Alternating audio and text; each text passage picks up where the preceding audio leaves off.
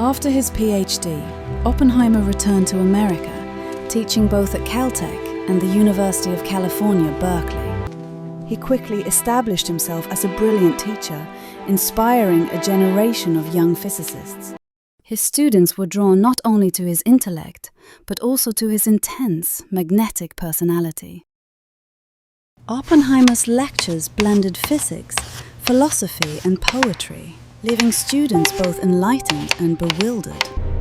He worked on quantum electrodynamics, cosmic rays, and nuclear reactions, pushing the frontiers of theory. In 1935, with Melba Phillips, he described a new nuclear process, the Oppenheimer-Phillips mechanism. In 1939, with George Volkoff, he published equations describing neutron stars, the TOV limit. That same year, with Hartland Snyder, he predicted the collapse of massive stars, foreshadowing black holes. Despite his achievements, Oppenheimer wrestled with feelings of insecurity and inner conflict.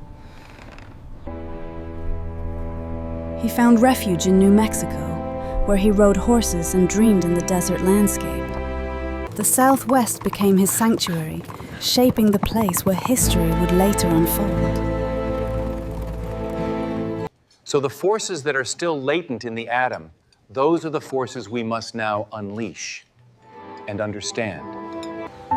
In 1940, he married Katherine "Kitty" Puening, a spirited woman who shared his restless energy. Their first child, Peter, was born in 1941, bringing joy amidst growing global turmoil. As Europe plunged into war, science itself was being drawn into the conflict. News that German scientists had split the atom sparked urgent fears in the United States. American physicists realized nuclear fission could unleash unprecedented power.